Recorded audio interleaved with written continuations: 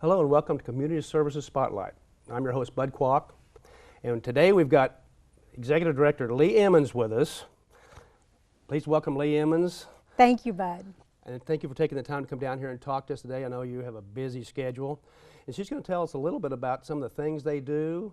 What are some of the services you provide, the basics? Primarily, Child Watch exists for the prevention and treatment of child abuse. So we provide comprehensive prevention programs, which we will talk more about a little bit later, and healing services to victims of all types of child abuse. For primary types of child maltreatment or abuse, that is physical abuse, emotional abuse, sexual abuse, and severe neglect. Oh, that's and we a lot. provide services for all of those. Now, how long old is Child Watch? We are in our 29th year of service. In 1984, a group of concerned citizens who felt like there needed to be more awareness of and services for child abuse formed to do something about that, and very quickly evolved into a direct services agency. And some services have changed some through the years, but the mission to provide services for children who have been abused and to provide prevention services, that has not changed. And how long have you been with them? I have only been with Child Watch 1 year. I recently had my 1-year anniversary.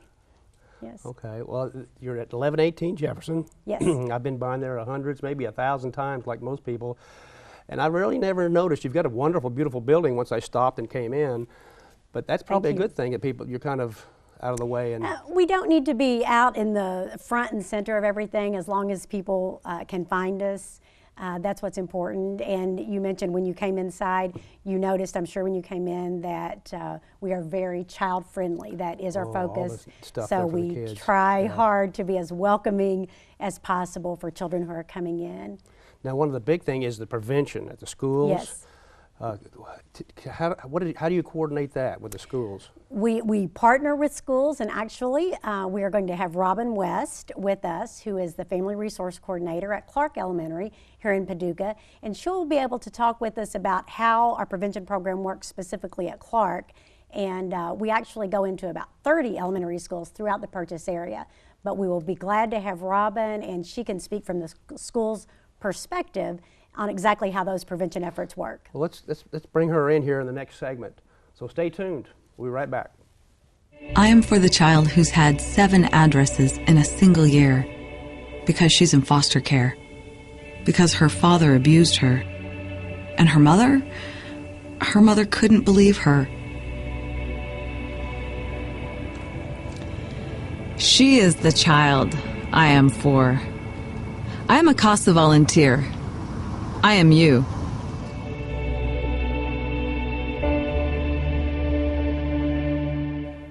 Robin, thanks for coming in today. I know you're a busy lady too. You've got school going on right now and you've got to hurry back after the program.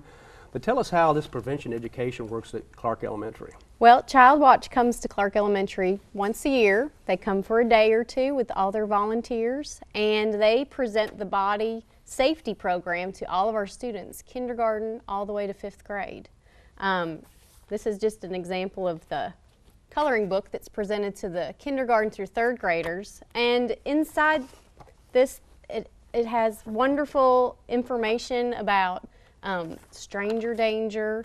It has some abuse information. The volunteers will come in and show our children videos, just very preventative information for the kids to learn about. And can I point out also, Robin, we try to keep that updated. The focus really used to be years ago almost exclusively on stranger danger. And we know that abuse very often, it most likely does not occur by a stranger. It is very often by someone known to the child. So we really try to keep the curriculum up to date with current information and current and it's all very age appropriate. The videos that they show and the information given to the students, like kindergarten, younger grades, is different from the information that they present to the 4th and 5th grade classes. Well, that's important.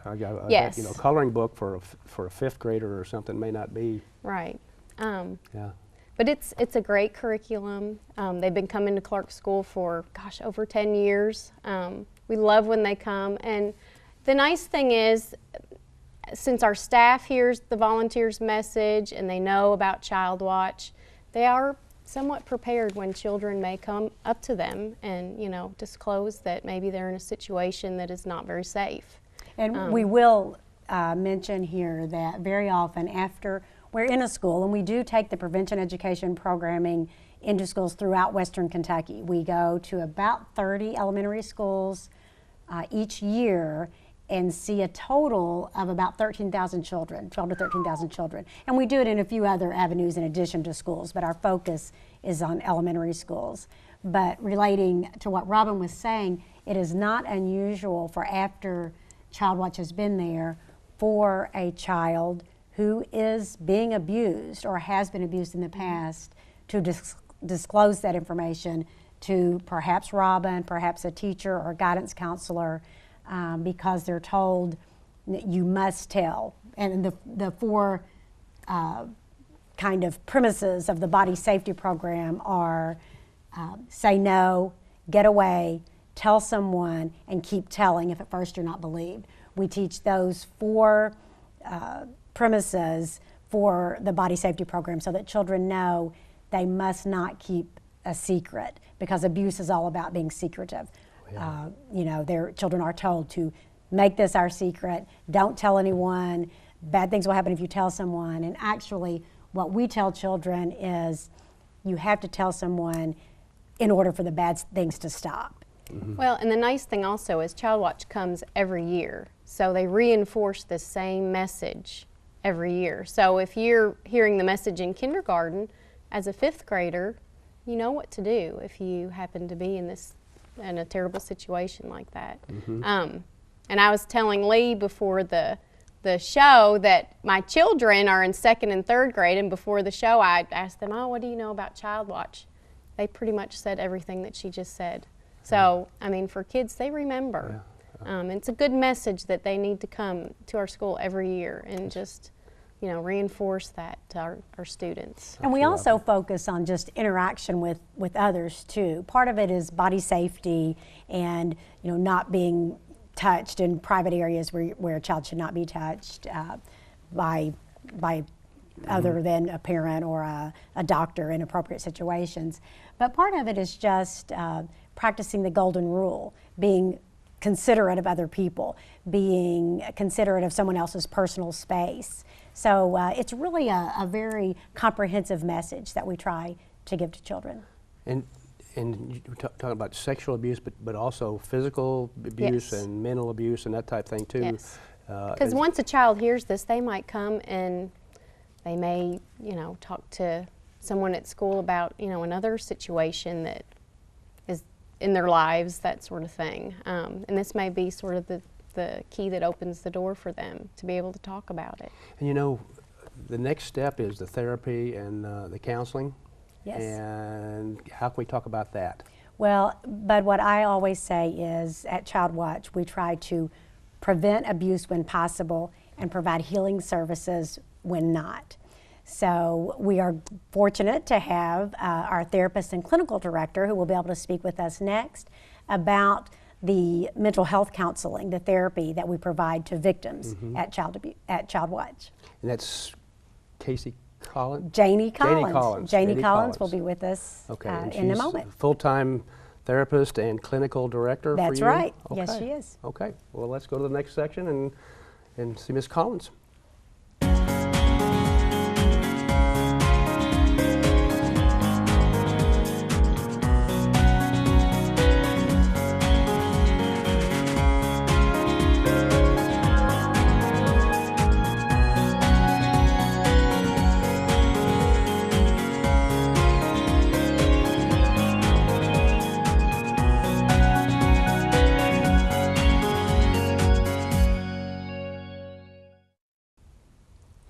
And thank you, Janie, for coming in. Thank you for having me. And you're a full-time therapist and clinical director at the Child Watch. Yes. Repeat that. Mm-hmm. What exactly? What type of therapy do you do? What do you do? Well, we have 2 clinicians on staff. There's me, and my training is in expressive arts therapy. And our other therapist is Cecilia Reside, and she is a licensed clinical social worker. We both use several of the same principles, which are part of trauma-focused cognitive behavioral therapy. So it's therapy that is specific to working with victims of trauma. So we use several different techniques because we're working with children. I am partial to using art and music, sometimes writing and drama. That's what my training is in. But we also use play. We have sand trays in our office. Sometimes we will encourage the children to make up a story in the sand tray that might help us learn something about what they're going through. We have puppets in the office and other kinds of toys. It's very much child-directed. So when the child comes into our office, we give them a certain amount of control about how they want to express their story. Usually the first stage in the process is just earning trust. Because they've been abused or because there's been violence in their home, it's difficult for them to trust a grown-up.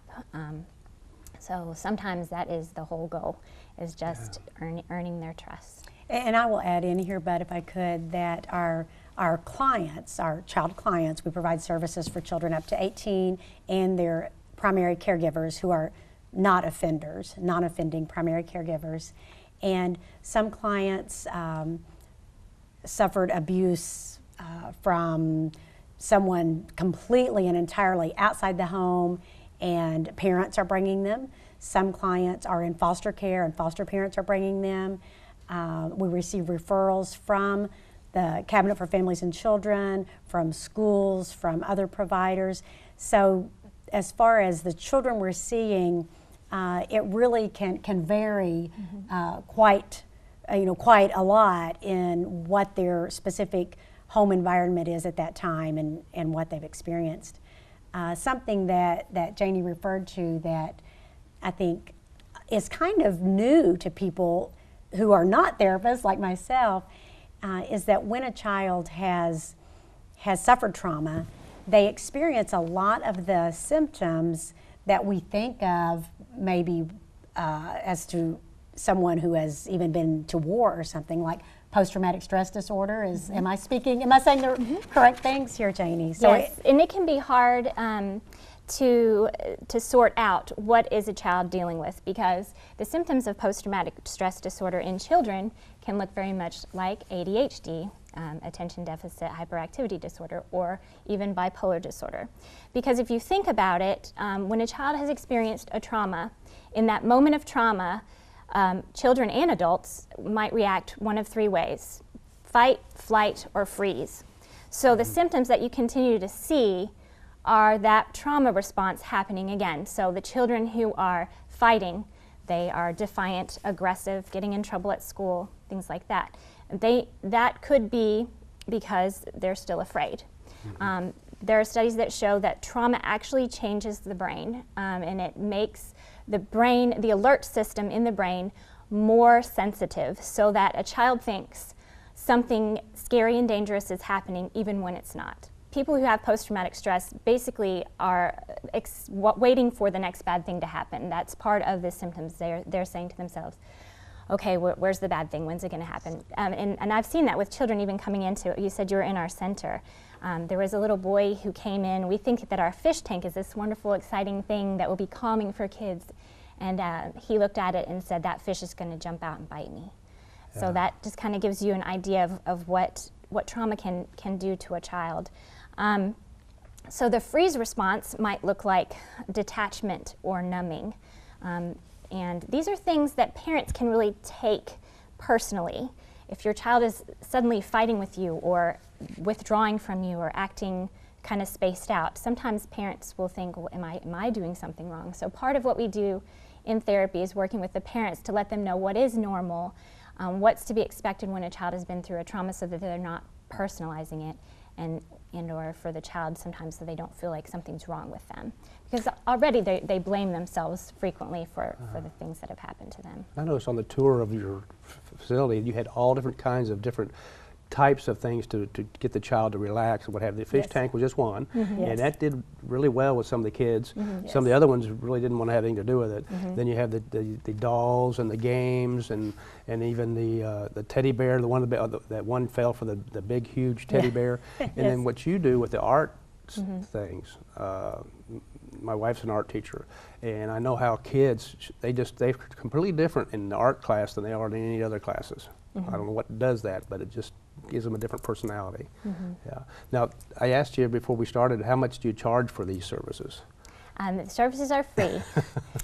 All of the services of Child Watch are provided free of charge, including our prevention education and our CASA services, which we'll talk about a little bit later, and our mental health counseling and therapy.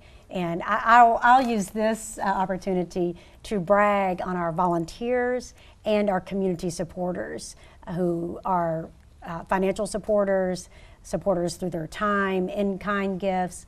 We truly could not do everything that we're able to do without the support of many people and organizations in Paducah. I was going to ask how you afford it. If you don't charge, it's got to be some funding and there's some grants and stuff like that. Yes, yeah. and we do receive a specific grant for our mental health counseling. That is a Victims of Crime Act grant. Hopefully we will continue receiving that.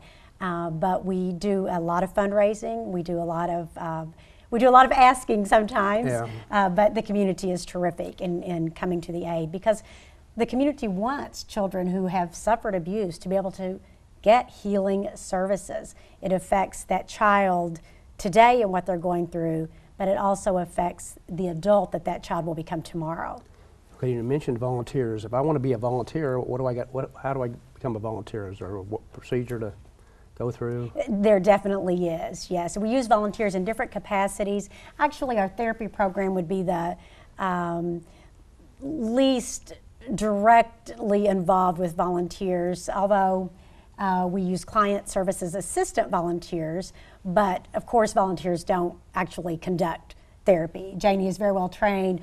Our other therapist, Cecilia Reside, is very well trained and have the appropriate educational background and professional background. So we don't, stick a volunteer in to provide mental health counseling, but we use volunteers very, very much in our other program areas, and we do background checks, and there's a specific process. We would love to have more volunteers, and if someone's interested in that, they can call us, go to our website. I believe our website address maybe will be on the screen. It will, with your telephone numbers. Right. Your home phone? No? No? Hey, I'll answer when I can. Okay. And if I wanted to volunteer, so I just call that number and I'll come in for an interview maybe, and Yes. then that's where it starts, and then the background check is probably one of the first things you do. Yes. First, Okay. there's an application. There's a specific application that you yeah. fill out, and we do conduct thorough background checks. You can imagine that's extremely important. Oh, yes. And we do in-person interviews, and then we will start the training. Depending on what the volunteer is going to be doing, Okay. there's specific training for that. Very interesting, very interesting. Now, CASA. You've brought on some really great guests so far, Lee. Have you got somebody in the wings for the CASA? We do. CASA is court-appointed special advocates. That's a whole program in itself that is managed under the umbrella of Child Watch. And coming on next will be Tim Henschel, who is our board president, a volunteer board member who is the president of the board currently, and he's had specific involvement with CASA. So we'll look forward to talking to Tim. And Janie, thank you very much Yes, for thank you so being much. here. Okay, let's go to the next segment. I am for the Talk to child Tim. who lives in motels, back. cars, and shelters, now in foster care, a group home, where he sleeps not on a bed, but on a temporary cot. He is the child I am for. I am a CASA volunteer. I am you.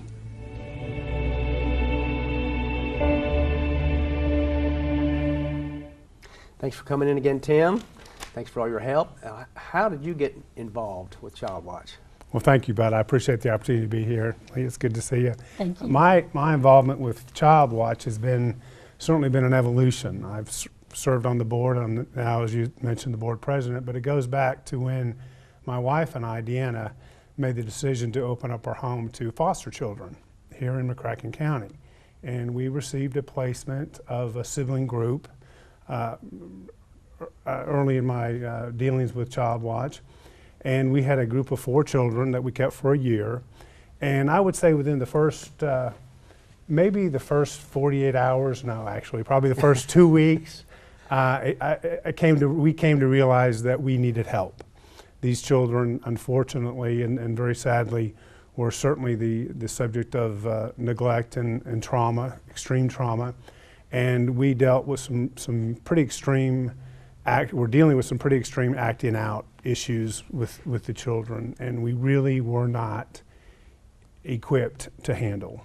And so we were able to link up with Child Watch, and we received some wonderful services through Child Watch, and it was able to really make a difference in our home, and I think to provide some meaningful and measurable benefit to these children.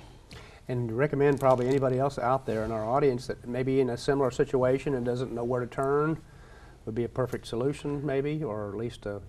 Yes, for children who have been victims of some type of abuse. And Tim is in an interesting position now because he really has run the whole gamut with Child Watch, as we've mentioned, and he mentioned. He is currently board president, but and that is a volunteer position. And he has volunteered in other capacities, and he's been a service recipient through the foster children. So it really gives Tim, I think, an excellent perspective, and it's great to have someone as your board president who really understands the services, the importance of the services, and what we can do for the community. And CASA specifically is, I mentioned that it's kind of its own whole program.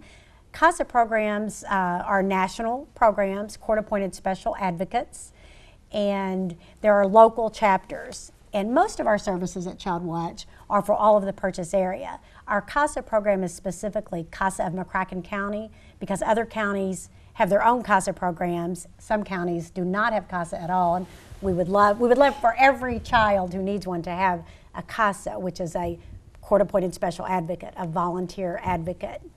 But the CASA program works specifically with family court. So in Paducah, McCracken County, we work with Family Court Judge Cynthia Sanderson. Cases that are in her court where children have been removed from their homes or the home is under investigation due to abuse or neglect, Judge Sanderson makes a determination to appoint CASA to some of those cases. It tends to be the most difficult cases so that there's an additional person, an advocate, just to look out for that child so the child doesn't get lost kind of in the system that is often overburdened, and to really do their own investigation and help determine what is best for that child and how the child's needs are best being met. So Judge Sanderson assigns the case to CASA. A CASA staff person then assigns that case to a volunteer advocate.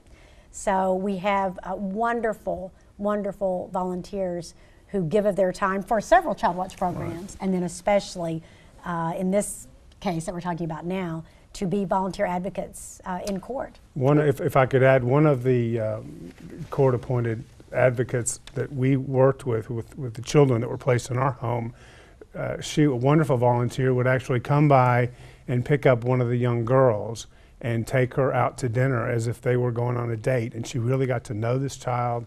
She spent a considerable amount of time with the child and really just trying to be the eyes and the ears for the court, because the judge has to make a determination, and many times a very difficult determination, whether that child should be removed as a permanent basis from a home, or if there should be a reunification with that child going back into the home. So I was certainly witness to these volunteers that were able to come in and spend time with the children and help the judge make a determination. The volunteers, that sounds like a pretty darn important job. It is. You just can't give that to just anybody. These people are pretty special then, right? Do they go through a lot of training? Absolutely, yes. Before someone can actually work as a volunteer advocate, they fill out an application, we do background checks, but they also, to be a CASA, complete 30 hours of classroom training. And then they do some court observation, and they're actually sworn in to be able to work in the court, in family court. So it is a pretty intense training. It's very thorough. When the CASA finishes that training, they are equipped to do what they need to do, to kind of really conduct their own investigation about the situation surrounding the child, and to get to know the child and to really be the voice for that child in court. But the training is specific, it's thorough, it's a wonderful training. I've gone through it, and it's a great training. You learn so much. It's full of information, and I believe that it really does equip that person. So volunteers who just have a desire to make a difference in a child's life and have some time to give. The training portion is pretty time consuming for a limited amount of time.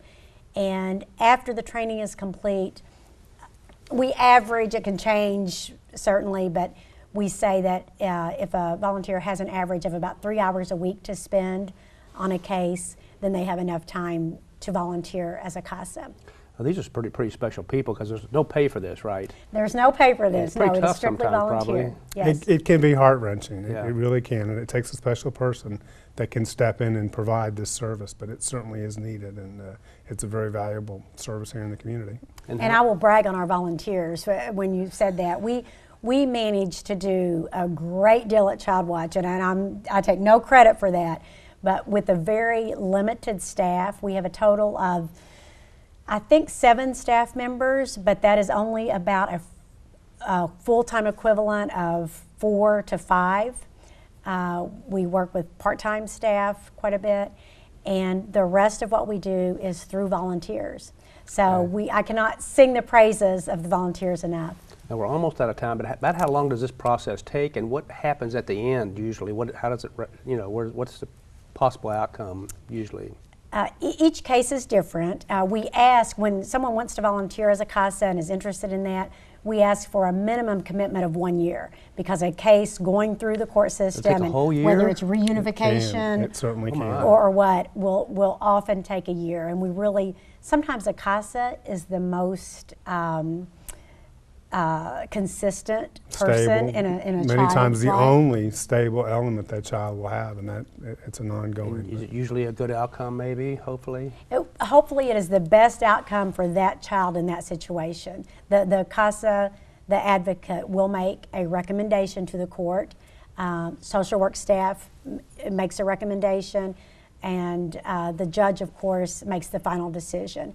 But hopefully we help provide more information that is very specific for that child, because that's the only child that advocate is dealing with. Okay. Well, we've had a great show. This is a great show. You've given the community lots of good information. I've learned a lot, but we're out of time. Thank you. Thank you, Lee, for Thank coming, you. and all your guests. Tim, thanks, and thanks to the other ladies that came. I'm sure you're going to thank them again. And thanks to all our viewers. This is Bud Qualk. I'm your host, the Community Service Spotlight.